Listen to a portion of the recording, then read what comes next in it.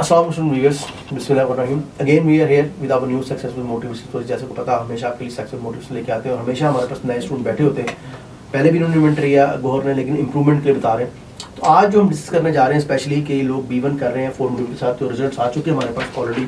मैं आप लोगों को भी दिखाता रहता हूँ, अपने स्टूडेंट्स को भी दिखाता रहता हूँ. You can see over here. और इसी रिजल्ट के लिए क्योंकि यहाँ पे बहुत ज़्यादा कंफ्यूजन है कि 2 मॉड्यूल वाला कौन सा, 4 मॉड्यूल वाला कौन सा. तो 4 मॉड्यूल वाला लिसनिंग, स्पीकिंग, रीडिंग, राइटिंग है और 2 मॉड्यूल वाले में जस्ट लिसनिंग और स्पीकिंग होती है. लेकिन अब 2 मॉड्यूल वाला कम हो रहा है, ज़्यादातर 4 मॉड्यूल वाला हो रहा है क्योंकि हमारे पास सबसे ज़्यादा वीज़े जो आ रहे हैं इसमें कि हेल्थ केयर के आ रहे हैं. तो आपको पता है जो हेल्थ केयर में लोग जाना चाहते हैं तो प्रेफर डू द 4 मॉड्यूल्स. तो वो उसकी टाइमिंग कैसे होती है, क्या होती है, हम ऑलरेडी इनको बता भी चुके हैं. ऑलरेडी 40 क्वेश्चन, ठीक है, and we have 40 minutes and reading we have 60 minute, we have 40 question. आप लोगों को बता चुका हूँ ऑलरेडी में. And then we writing 2 task हैं, टास्क 1 एंड टास्क 2. टास्क 1 के अंदर क्या होता है जी, लेफ्ट राइटिंग होती है. आपने 150 वर्ड लिखने होते हैं 20 मिनट के अंदर, और आपने जो एस राइटिंग करनी होती है 250 वर्ड लिखने होते हैं आपने विद इन 40 मिनट. तो आपका जो पेपर बेस्ड पेपर है उसके जो नॉर्मल होता है वो 3 मॉड्यूल लिसनिंग, रीडिंग, राइटिंग एक दिन में होते हैं, जबकि speaking before 2 days after 2 days होता है. बड़ा कंफ्यूजन है यहाँ पे सर कंप्यूटर बेस में और जो पेपर बेस में क्या फ़र्क है. तो आप लोग समझें हम कर क्या रहे हैं. कंप्यूटर बेस का पेपर जो है हर 10 दिन बाद हो रहा है, जबकि पेपर बेस्ड पेपर है वो अभी जनवरी में एक पेपर हुआ है, एक 7 तारीख को और एक 15 को था, वो भी बुक हो गया. और अब जो उसकी डेट दी हुई है वो दी हुई है 11 Feb, यानी कि 1 महीना वेट करें हम और उसका रिजल्ट भी 15 दिन में आ रहा है. तो हम क्या कर रहे हैं कि वो जो हमने वेट में टाइम लगाना है वो हम कंप्यूटर बेस्ड टेस्ट करवा के हर 10 दिन बाद और आपका 3 दिन में रिजल्ट दे रहे हैं. तो अगर वो बच्चा जो 15 तारीख को लेट से पेपर देगा, कंप्यूटर बेस की बात कर रहा हूँ, उसका 19 को रिजल्ट आ जाएगा, और जो 21 को पेपर देगा उसका रिजल्ट आ जाएगा 24 को. तो अगर हमने 11 फरवरी तक वेट करना है उससे बेहतर नहीं है कि हम 21 जनवरी को पेपर दे के पेपर ले लें 24 का. तो ये मेरे स्टूडेंट्स और जो हमारे व्यूअर्स देखने वाले उनको इन्फॉर्मेशन थी.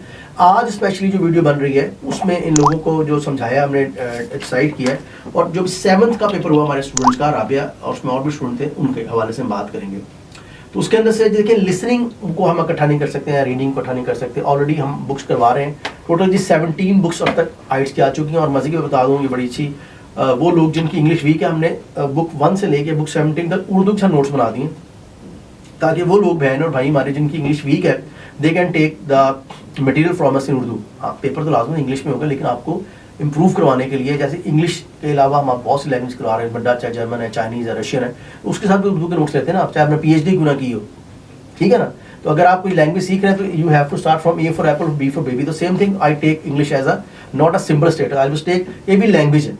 अच्छा जी, तो हम डिस्कस कर रहे थे जो हमारा पेपर हुआ है 7th को.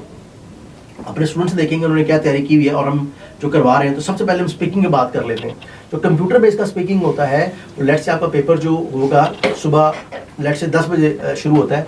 तो कंप्यूटर बेस के अंदर आपका 1 या 1:15 बजे तक कंप्लीट हो जाएगा, क्योंकि 21 को पेपर देने जा रहे हैं कि जैन को इंशाल्लाह they are going to appear, 15 को हमारे और स्टूडेंट पेपर देने जा रहे हैं, दे हैव गॉन इंशाल्लाह, उनकी वीडियो बनाएंगे, ट्राइंग माय बेस्ट. अच्छा जी, तो वो जो चीज़ है आपका जब 1:15 बजे पेपर खत्म हो जाएगा ऑलमोस्ट, तो उसके बाद 15 मिनट ब्रेक मिलेगी और देन सेम डे में आपका स्पीकिंग हो जाएगा. तो अगर आपका सेम डे में listening, reading, writing, speaking 4 module हो रहे हैं तो you get the result with in 3 days, जो कि 24 तक रिजल्ट आ जाएगा, ठीक है. और फिर हम आगे अप्लाई कर लेंगे इंशाल्लाह. और सबसे पहले हम स्पीकिंग की बात कर लेते हैं, क्योंकि हमने और भी क्यू कार्ड तैयार कराए. जरा बताएंगे लिस्ट कौन कौन से क्यू कार्ड तैयार हो गए आप लोगों को. हिस्टोरिकल प्लेस हो गया, म्यूजियम हो गया, फोटोग्राफ हो गया, ठीक है. इसके अलावा before the age of computer, ठीक है. और tell me the invention before the age of computer, ये था. अच्छा जी, और फ्री टाइम, इसके अलावा बाकी काफ़ी सारे हैं. ठीक है. गोहर आप बताएं आपको कौन सा टॉपिक तैयार हो गया. हो गए मेरे भी. फॉरेन कंट्री है, फ्री टाइम है, फेवरेट प्लेस है, हिस्टोरिकल प्लेस है.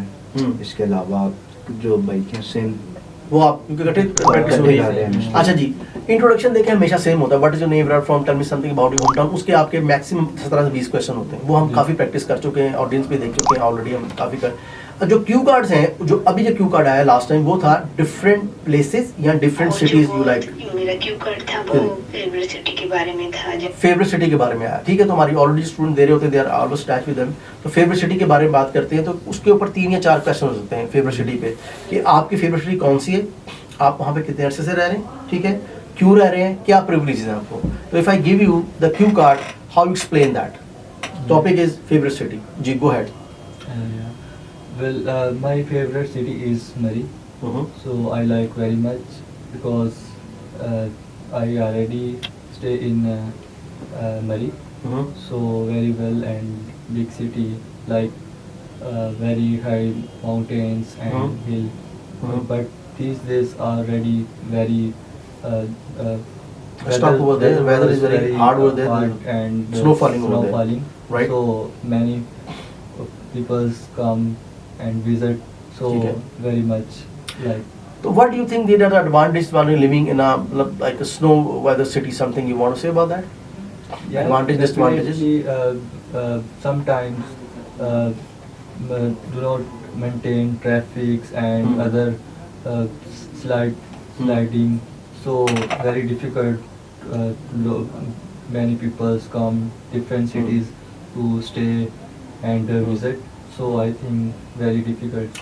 Anything you want to say about the incident which has happened in Murray last, I think, in 1 or 2 years, something happened over there. I think last time very too much snow falling and landsliding, so many people's very difficulties and They face very difficulties. with Okay.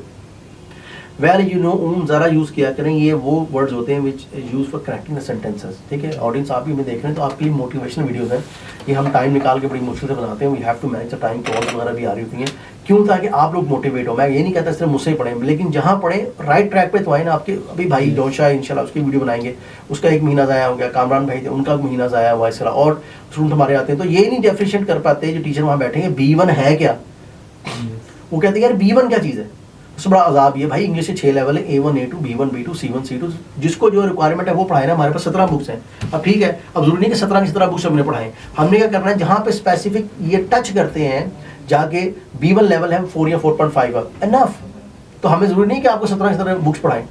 समझ आ रहा है? तो audience के लिए भी है कि try to understand, उस डॉक्टर के पास जाए क्योंकि प्रॉपर इलाज करे, ना कि वो जाके एक्सपेरिमेंट करता रहे. तो एक्सपेरिमेंटल टीचर्स डॉक्टर्स से बचें ताकि आप प्रॉपर वे में चीज़ों कर पाएँ. I hope so you understand that thing. Okay जी, ये